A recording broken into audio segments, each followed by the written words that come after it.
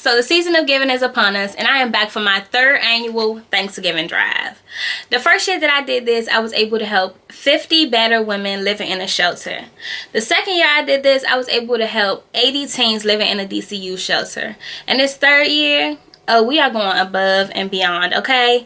Ace Virgin Hair has teamed up with 4 local DMV businesses, 1 being Fork Catering, 2 being Cash Talk, 3 being ATB Body Co, and 4 being Tender Dental Care, and the 5th one is you.